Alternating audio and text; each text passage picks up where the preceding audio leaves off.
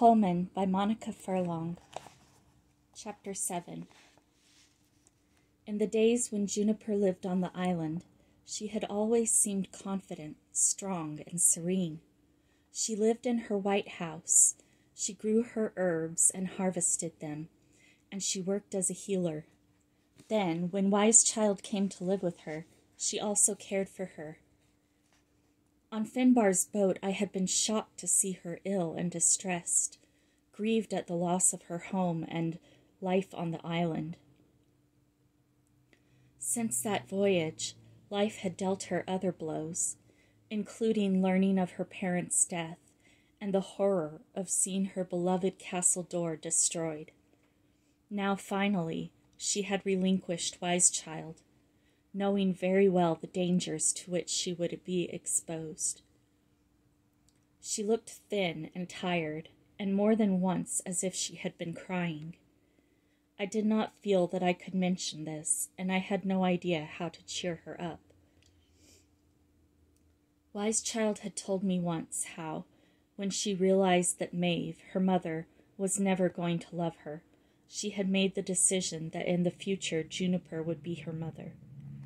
It was clear to me that Juniper had responded completely to that wish, and that it was now as if Wise Child was truly her own child. No wonder she was in anguish. I also wondered what she felt about the fact that I had more or less abandoned Wise Child. She did not mention my refusal to go to Caerleon. I was in some anguish myself.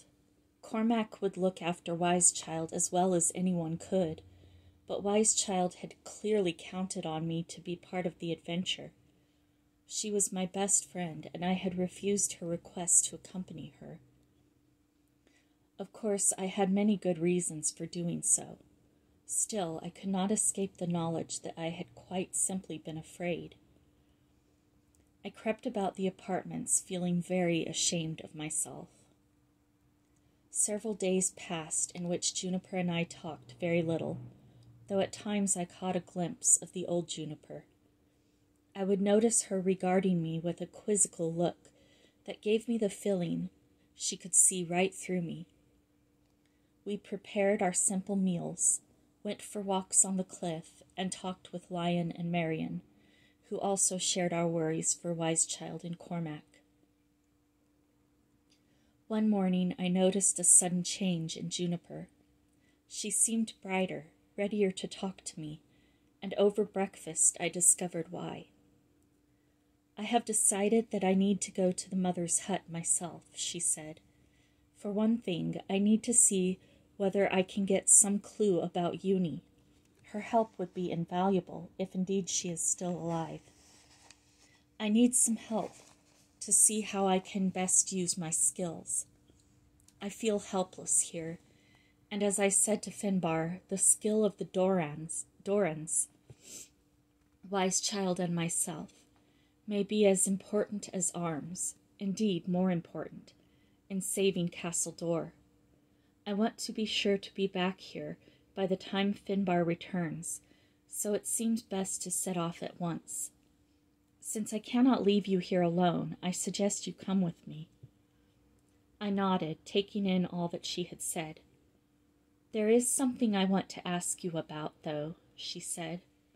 When you came back from the mother's hut with the tokens and wearing the silver moon, not to mention when you were able to do the scrying in Ireland, it seemed to me that you, like Wise Child, might be a future Doran. But more recently, I may be wrong, but I have felt that that might not be your wish after all. I shifted uneasily in my seat. I did not want to hurt Juniper's feelings. She had been very good to me over the years, and I loved and cared for her as all friends did. I can't explain, I said. I suppose I could be a Doran, and that was why I was able to do the scrying and why the mother gave me the gifts. But somehow it all makes me uneasy. It feels creepy to me, dealing with that magic stuff. Don't be angry with me. It seems rather rude. But What I would like best is for life just to be ordinary. I don't want to cast spells or do magical things. All that stuff about power really frightens me. It would make me feel lonely, because most people aren't like that. I would rather be something normal, like a farmer or a sailor. I could see at once that Juniper was not angry at all, and that she did not think I was rude. She gave me a very loving smile and said that no one had to be a Doran. There were many reasons for refusing. In fact, it was only if you felt that you had to be one that you should accept the vocation. At once I felt hugely relieved. I surprised myself by saying, I feel I could be more useful in helping Wise Child to become a Doran than in being one myself. A silence fell between us, in which it was obvious that we were both thinking about how, despite what I had just said, I had not been prepared to help Wise Child on her trip to Caerleon. Juniper's clear, candid eyes upon me made any sort of pretense impossible. It was true that I thought going to Caerleon a crazy idea, I blurted out. But what stopped me, because after all Wise Child's crazy ideas often do work out, was that I was scared, terrified. I'm not proud of it. But you are brave enough to tell me, Juniper said gently. I'm a coward, I said wretchedly. You have never struck me like that, she said. In fact, I would bet anything on your courage. But I let my best friend down. Juniper made no comment, just digested what I had said, and left me with it, which was a way she had. I moved restlessly. So what now? You can come with me in search of Uni. You don't really need me. It doesn't feel quite right, but I don't know what does. I don't think I could leave you here alone. Although we have been safe so far, the soldiers might find out about us at any time. I suppose I could ask Lion to take care of you. But her voice sounded doubtful. Our neighbors had enough problems of their own. When will you go? I asked her. I thought tomorrow, or the next day at the latest. A worrying thought stirred within me, one too frightening to share, even with Juniper.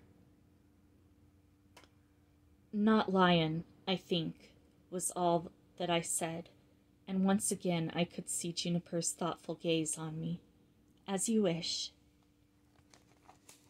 It was a moonlit night, and in the middle of it, not sleeping, I got up from bed, picked up the pack I had prepared earlier, and, moving as quietly as I could, dressed myself and got ready to go out. I had picked up the tablet and stylus earlier that day, and before I went to bed had written on it my farewell to Juniper, and told her what I proposed to do, with a message of love and good wishes in her search for Uni. I propped it up on the table where we ate so that she would find it first thing. Then I silently let myself out of the royal apartments. I went on my way, past the ruin of Castle Door, illuminated so brilliantly in the moonlight that it looked almost like its old self, and out onto the road. There I listened for approaching hooves in case the soldiers patrolled it, and would catch a small boy breaking curfew. I knew that I must be well away from Castle Door by daybreak, out in the open countryside, where I was unlikely to meet or be challenged by anyone. I had a good supply of food and drink, but it weighed heavy, along with my clothes, and I longed for the time when the pack would be lighter. But I could not afford to stop for many hours yet on my 3-day walk to Caerleon. What a fool I had been. I had no desire for sleep, just a burning desire to keep going, to reach my goal, which felt interminably far away. It was a sort of penance for my wrongdoing, one that I had to bear with fortitude. I will not describe to you every stage of my journey. Indeed, I cannot remember all of it. I do remember that, hungry, thirsty, and tired after walking all night, I stopped in the middle of the morning in a small wood, devoured some bread and water, and fell asleep. To my horror, I slept far longer than I intended, and the sun was already farther down in the sky than I liked when I woke up and set off again. My feet were sore to start with, but seemed to ease into the walking. I tried hard to carry in my head all the directions Juniper had told to Wise Child and Cormac, but I did not have Wise Child's uncanny ability at finding the way. It was a great relief to see a house I remembered. Juniper mentioning, surrounded by a copse of conifer trees, just as she had described. The day went on, and I trudged through them with a heavy heart. Days went on. I brooded on many things as I walked, on what Juniper had thought when she received my message, on how Wise Child and Cormac were faring at Caerleon, on where Eunie had gone and whether she was still alive, as Juniper seemed to believe. I found comfort in the memory of the mother's hut and how safe and happy I had felt there. Eventually, my supplies of food nearly gone, my feet so sore that I wished I need never take another step, I saw what I anticipated with dread, the towers of Castle Caerleon in the distance. It was still a long way off. It would take every ounce of my determination to finish the journey, but at least I would not now lose my way. Soon, with any luck, I would see Wise Child and Cormac again. As I approached the side of Caerleon that led to the kitchens, I wondered how on earth I would make myself understood there. An incredible thing happened. Several young women were working in the yard outside, one of them sweeping a carpet, another hanging out some washing. But there, standing at a well and filling buckets with water, was Wise Child. She looked up, stared, looked and looked again, and with a face full of astonishment said, "Colman." "I had to come," I said simply. I felt ashamed. "I thought you might need me." "What did Juniper say?" "I didn't tell her. I just got up in the night and left. Only, I think she may have known I meant to do it. You know how she knows everything." A silence fell between us. We were shy of each other. To hide my feelings, I said, "So what's it like?" "All right where I am, scrubbing away and doing all the dirty work in the sculleries. It's the hardest work ever. To think that I used to tell Juniper that I didn't like doing housework. I had no idea. The language thing is difficult, but I am learning fast." "But what about, you know," I dropped my voice, "all the rest of it?" Wise Child glanced quickly around, though of course no one would understand our language. "I don't really see them, only in the distance, nor Juniper's brother." I felt she deliberately avoided his title in case it was recognizable in Cornish. "And Cormac? He's got a job as a sort of underfootman. I don't see all that much of him either, just by accident sometimes or in the evenings." "Will I be able to get a job?" "I'm sure you will. They always need scullery boys and workers. It's such a huge place. Let me just finish this, and I'll take you in and ask about it." I wanted to help her in with the heavy buckets, but she would not let me. She took me into a room where an older lady sat at a table, clearly presiding over the kitchen workers. In what sounded to me like fluent Cornish, Wise Child introduced me to her. Her name was Dame Vaughan, and then translated back her response, which was that she could employ me in the scullery. Rather briskly, she got up from the table and hustled me down to the bowels of the kitchen, where one of the cooks at once set me to work washing a pile of greasy plates. I heaved a sigh of relief. Tired as I was, I had made it safely into Caerleon. Troubles, I knew, lay ahead, but for the time being I could relax, knowing that I had done what I must and had put things right between Wise Child and myself. I did not see her again until late in the afternoon, when many of the kitchen workers had a rather paltry meal together. The food here isn't much for people who have to work so hard, Wise Child said to me. They are mean with it. But I was so hungry that the gruel, even the thin ale that accompanied it, was very welcome to me. I was soon yawning. I had a lot of sleep I needed to make up, and I discovered that the scullery boys put down mats in a dingy, airless room near the kitchens. With only a blanket or two each and a meager pillow, they got what sleep they could. That first night, however, the discomfort did not bother me. We were awakened at dawn the next day, just when I was desperate for more sleep, and driven out to wash our faces under the pump in the yard. Then we were put to work running errands for the cooks. I was kept racing around for most of the morning, shouted at by the cooks, who all seemed to be bad-tempered.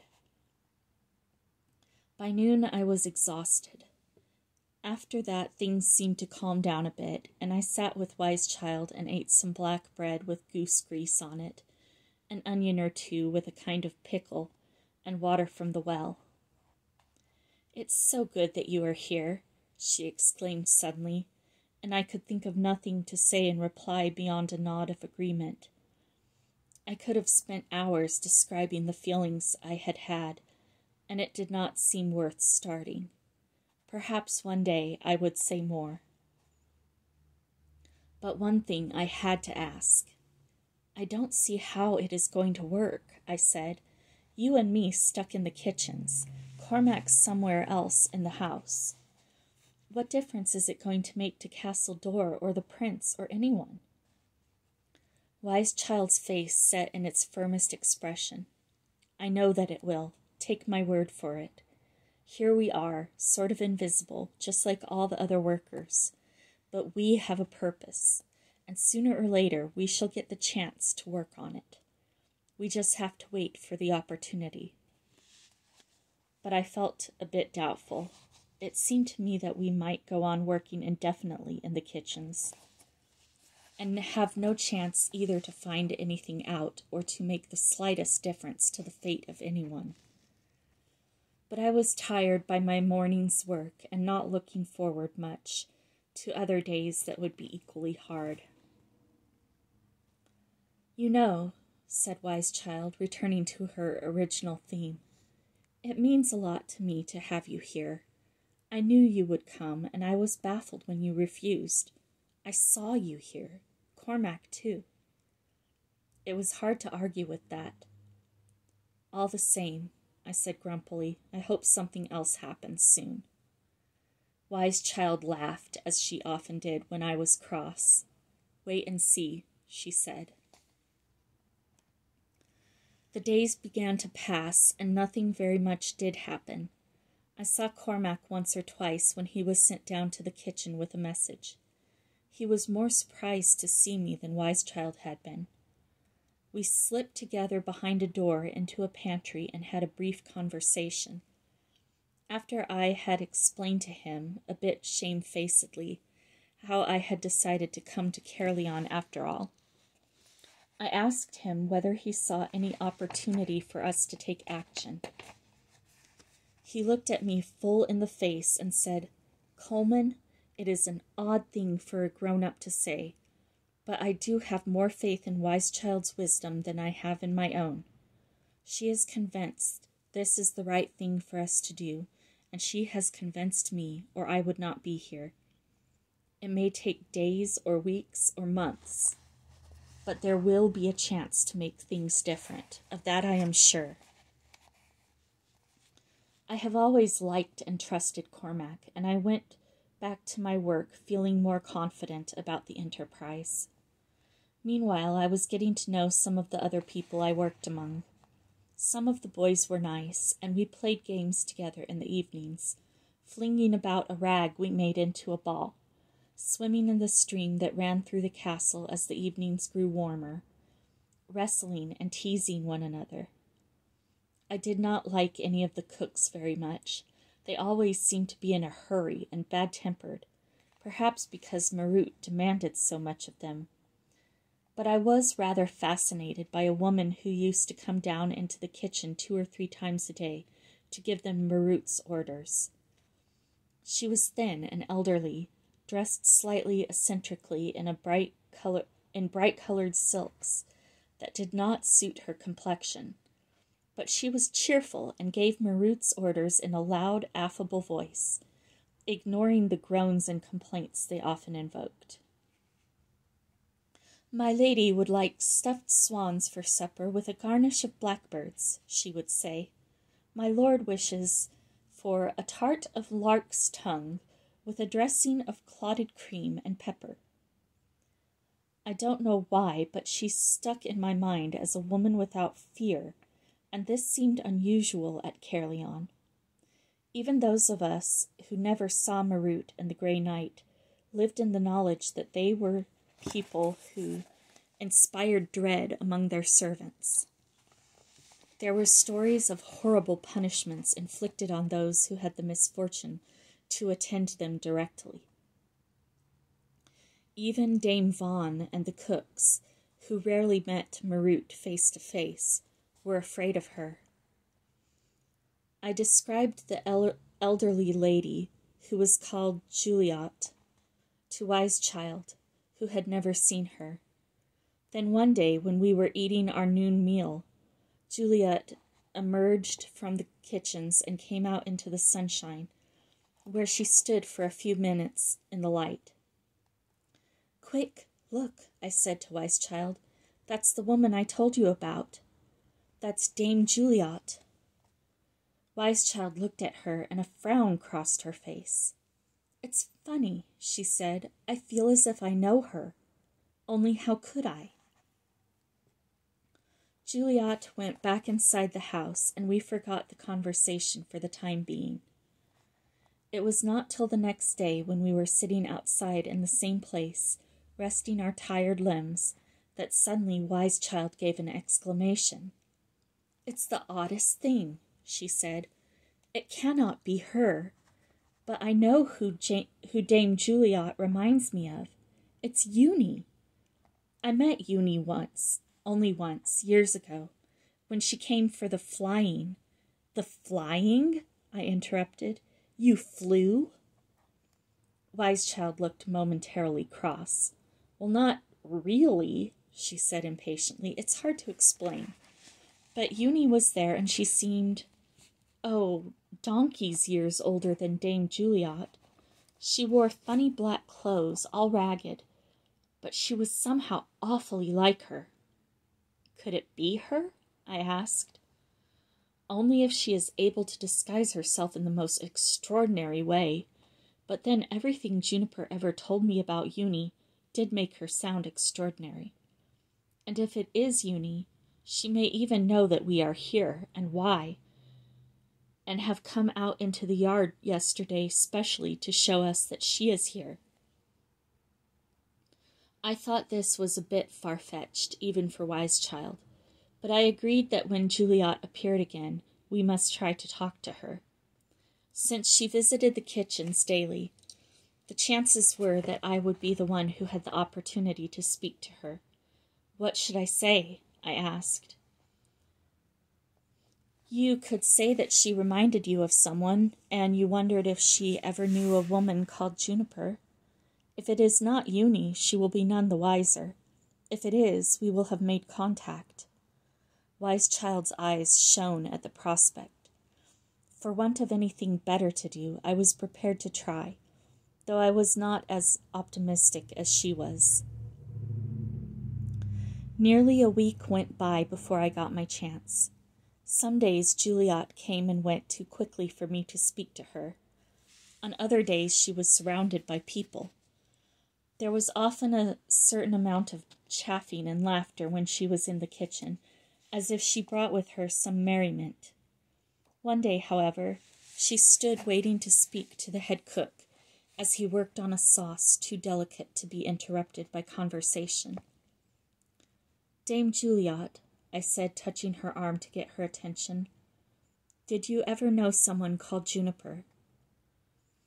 Dame Juliet turned at once and gave me her undivided attention. "And who wants to know?" she said quite sharply. "A boy called Colman and a girl called Wisechild," I replied. "Wisechild," she said, as if trying the words out. "Those who fly see the world differently." And with that she pushed me out of her way and began to talk to the cook, as if he were the only person in the room. It was difficult to wait until noon to speak to Wisechild. There seemed little doubt in my mind that this was indeed Eunie. Wisechild agreed. The very off-handedness of the response reminded her of the Eunie she had known, and the Eunie so often described by Juniper, even if Juliet habitually behaved in a more friendly fashion. It was as if a touch of the old Eunie had showed through. "I wonder what next," said Wisechild. "She'll surely try and get in touch with us, and then at last something will begin to happen."